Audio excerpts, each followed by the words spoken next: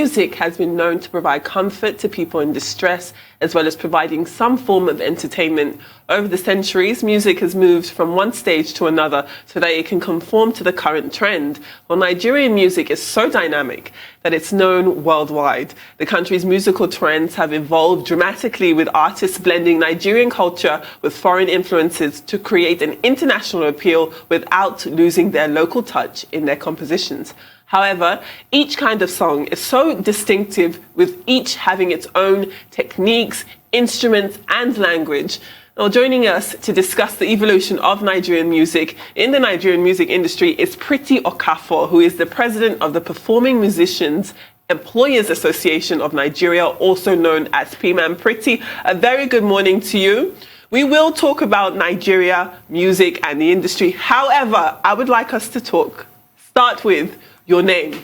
I don't know if you'd heard that my own name is Adefemi, and often my experience here in Nigeria is that lots of people assume that my name is not one for a woman, even though it is. So us knowing that you are Pretty, the Pretty, one half of Pretty and Junior, I wanted to ask you, is Pretty, is your own Pretty a stage name, or is it your government name in this sense?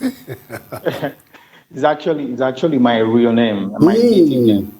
We're actually arguing. Our producer, ourselves and our producer. Oh, okay. Oh, okay. Now I understand. Like saying die weight, which means die weight means death weight. I can't remember the Igbo translation. Onwuchekwa. So he turned it from onwuchekwa to die weight. So your own is Machuku. Yes. So instead of my mother saying beauty of God, they preferred Pretty. Oh, I was actually telling somebody here that is your stage name. All right, that one is cleared. Go ahead, Femi. Well, if we were to start with PMAN, it was founded by two great icons in the 80s, by the late Christy Etienne Ibokwe. That was... Yes. Was that her? Okay. Okay. I don't speak Yoruba. Okay. Oh, you know the sound. You can't underestimate me. All right. So, Christine Etienne Ibokwe and Sonny Okosun. Let us have a comparison of then and now over time. What are the differences? The evolution has been tremendous. Then they were used to analog composition, analog production. But right now we're dealing with digital, so you can understand the differences. It has grown from a mono to a multiple system production, and it has grown to just doing an African or Nigerian concert to the world stage. And it has grown to not collecting royalties for your performance because they don't even know what CMO was at that time, to now you can collect royalties for your performance analogically. But recently, digital royalty performance collection has been introduced. So the evolution has been tremendous, has been wonderful, and the music has grown from having 5% airplay. At the time me and Gino came out, it was just 5% airplay. I could remember us going to protest at NTA at that time for them to play more of our songs. You can imagine 1990, 1991, 92. But right now we have over 150, 200% airplay of Nigerian content. So it's been tremendous. And around the world, we cover about 75% airplay. So the growth has been tremendous. I think this is the only industry that nothing affects. Even now that we're at home because of COVID, it is still growing. The content are being consumed tremendously on internet and online. So let me put it this way, Pretty. Now that Femi has started with politics, I didn't want to start with politics before, but now she has started with politics. Let me put it this way. With all the infighting and factionalization going on, in your body, the PMAN, wouldn't you say that your association is retrogressing rather than progressing? Since the days of the founders, Christy Etienne Ibokwe, who she was just talking about a while ago, at Beno in the Masquerade, and then Sonny Okosun, Yozidi King, wouldn't you say that from that time is rather like retrogressing when you talk about the factionalization, the infighting, rather than progressing? I wouldn't look at it from that angle. I would look at it from information. We are starting to understand what the union stands for. And also, like I said, the infighting factionalism has been there for over 25 years before me and the new executive got on board. Looks like it's getting worse now. It not. I think we're trying to curtail it because we're taking the hands of the old folks, if you understand what I'm saying. We're taking the hands of the old folks out from the union. And once we can do that, we'll be able to delete or remove greed and selfishness. If you take away the hands of the old folks, where is the issue of experience? I mean, isn't it always better to mix the two, the experience, the youth? You know. If somebody, yes, I'm young, right? But if somebody that like me that has been around for over 30 years can understand, that's basically why I was voted in to manage the affairs of the union. If somebody like me has been around for over 30 years and I can understand the politics, understand the infighting, and decided that we need to get it right this time, and the old ones are still saying, no, we want to have a control of the union. And they've been having the control of the union for over 40 years. And so you can imagine how we're dealing with it. But because we have experience, because we've been around, like somebody like me, Sonny Neji, Zaki, we've been around for a very long time. So we understudied the politics, we understudied the structure of the union, but we want to take it further ahead to digitalize it and make it more robust to accommodate all genre of industry and all reciprocal agreement from every other organization around the world. So I think we're moving forward and we're stepping down on the infighting. All right. Well, Pretty, I wanted to ask you, do you agree with the presumption that modern day artists, Nigerian artists, don't believe in PMAN and the different types of organizations? If you do agree that is the case, why do you think that is? And what do you think needs to be done to change the relationship between up-and-coming artists and established young Nigerian artists currently doing well to get them to join hands with these bodies in Nigeria's music industry? They need to understand first rudiment of music, rudiment of entertainment. That's it. So what I'm saying is information and education. Most of them don't even understand why they are musicians. So it's our own role, or should I say our in-role, to educate them, to pass this information around for them to understand why you need to join a particular association. Some of them believe they only make money from concerts, but concert is not your royalty. Now, your royalty is belonging to a CMO that could manage your welfare, that could collect your royalties of your work retrogressively for 10 years, for the past 20 years, that could put it together, and you're still going to be making money even when you're around and when you're not around. So once they can understand that information, they will understand why they need to join the trade union or why they need to join PMAN. A CMO. Some of them, not just PMAN, some of them don't even understand why they would join a CMO. All right. Now you've talked about CMOs, collective management organization, or stuff like that. Which body is working with COSN or MCSN? Or are you working with both concerning artist interest? And by the way, PMAN, COSN, MCSN, is it not a duplication of bodies? Now I want you to add this to it, your fight or your war with COSN as it concerns what you call a desperate attempt by the organization to dodge an independent audit mandated by NCC. Okay, let me take it in a bit. When COSN started their infighting, we allowed them, the union, I'm saying about the trade union now, PMAN allowed them to settle their infight for like close to 6 months. When they couldn't, NCC reached out to us and we had to intervene. We didn't want to get involved because any little thing, some other person will say, you're supporting this person, you're supporting this faction. But when we got in and we did our own personal investigation, and we now found out the truth of the whole matter and who erred, and we called on and wrote COSON board to step aside and let them call for forensics so that we can be sure of who is telling us the truth. Though we have all the documents on our table presented by the other party, and when we called the Tony Okoroji's party, they were giving excuses. But we got a couple of the documents from NCC. We investigated from the party we got from the documents we got from FA's party, and we decided to make a letter and decided to back NCC for them to dissolve the board, do a forensic audit, so anybody that is found wanting will resign from the board.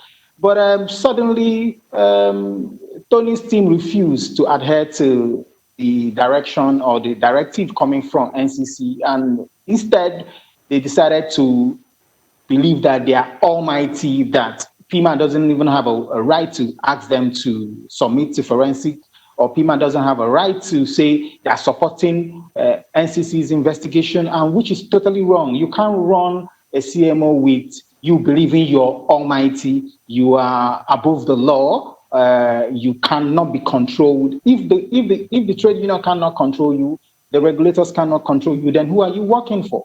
Meanwhile, you're collecting the revenue, you're collecting royalties that are meant for musicians. Basically, PMAN owns all the collective societies when it comes to music. You know, that was why I asked you. Now, where does MCSN come in all this? And that was why I asked you, is it not really a duplication of bodies? PMAN, COSON, MCSN? No, let me tell you now, PMAN is not a CMO. PMAN has a right to appoint a CMO to collect its royalty. PMAN is a welfare. Right. It's a trade union. It's a welfare organization for the artists. It's a trade union managing the welfare of all the musicians, whether you are registered or not. Then PMAN has also the authority to appoint COSON or MCSN. Now, there has been a tussle. These two bodies were supposed to work together because in the international community, you can see two bodies, three bodies work together. They are collecting different rights for the musicians, but they need to understand and follow the structure. So what we haven't been able to get right, and that we're trying to introduce, but a whole lot of people are fighting against it, is structure in the industry. Now, they can all coexist, but somehow some other people feel these other people coming in to operate, they are going to change them, or they're going to collect part of their rights, and they started going to court. There has been a war between COSON and MCSN for the past 10 years. But luckily, MCSN, being clear and being open, won over all the cases. And then with COSON's infight and they refusing to adhere to the instruction of the regulators, their license became suspended from suspension, it became revoked, and now they've been proscribed. So we have only one CMO, which is the MCSN, to collect royalties of musicians, both digitally and physically. This is also confusing, really. Prissy, we're going to come back. It's so, frankly, my head is turning around. We've had MCSN here, we'll have COSON, but we're going to come back. Just hang in there.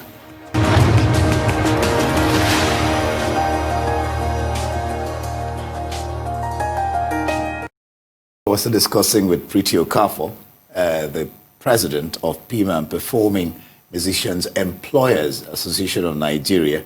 Let's see if you can pour some cold water on this and move a bit away from politics. We're coming back to it because, like I said before we took a break, my head is spinning, you know, with PMAN, COSON, MCN, you know, a whole lot, you know, from what you're saying. But, all right, you're a graduate of fine arts, light, sound, set and stage engineer, events manager slash producer. as well as events anchor, and then, of course, a musician, Pretty and Junior. I remember the Pretty and Junior team. Can one describe you as a master of all trade and jack of all? I wouldn't say that. I would say I'm first a musician. That's been my first love. That's what introduced me into the scene. Then every other stuff I learned along. I went on courses for them. I went to school for them. So I acquired all other skills. But I was born a musician. Discovered that I'm a musician. Discovered that's the route that took my family, my whole generation out of poverty. So wow. I still say to you, my first love, and I'm a musician. So I prefer you say Pretty the musician, yeah. Pretty the musician. Nice. Well, Pretty the musician. I'm glad that you touched on somewhat of a rags to riches story, because in as much as there's so much success in music and people can become financially well off, there are also lots of talented musicians who are struggling, even very deep into their careers. Last week we had Tony Okoroji on, and he said part of his organization's mission is to help as many musicians during this COVID-19 lockdown period as possible. I think he mentioned 50 million naira was shared amongst musicians across all 36 states here in Nigeria. If we were to put it to PMAN and your leadership there, as a musical body, what plans do you think, what plans are in place for the artists during this pandemic? Okay, you could notice like 2 weeks or 3 weeks back, MCSN introduced their digital monitoring system. So we were in support of it. We already ran a test of that solution behind the scene to actually find out what it can do to the industry. Because unless people just act ignorant or don't want to be aware of it, no matter what you do in the music industry as a whole, PMAN need to call the shots. You need to come to the table and we discuss it if it's favorable to the musicians or not. So which MCSN did, and we now found out that the electronic monitoring system that they're introducing is going to help the welfare of the musicians tremendously, in the sense that they are going to be making money from the revenue aspect of their collection on their royalty that they never thought of. Nobody has been able to collect retail monitoring. Retail monitoring is club playing, event houses, hotels, and restaurants. But what they are introducing is going to do that. And that means it's increasing like 300% revenue to the subscribers and the members of the union. And also, PMAN brokered a deal with MCSN with their new technology that is going to make PMAN members start collecting their performance rights. Nobody has in Nigeria for the past 40 years has ever paid PMAN performance rights. PMAN is a performing PRO, performing organization. So that is dependent on us. So you need to collect that royalty, you need to belong to PMAN. So that also is going to help increase the generation and revenue generation for these musicians. And when we're saying revenue generation, we're not saying a one-off. It's going to be a continuous effort, even when you are around and when you're not around, because this is what music and IP, intellectual property ownership, is supposed to be. It's not a one-off. It's not one payoff and all that. You forget it. Yeah. It's a continuous stuff that will make the artist, the performer, the composer, the writer, the producer, and all that, the writer, the co-writer, the author, to be rich, even if when they are not performing that same particular IP. All right, still on that same bent, according to you, the musicians are being shortchanged through piracy. They get 0.05%, while the distribution platforms get 95.5% of the gross revenue. Since visiting NCC, what has happened?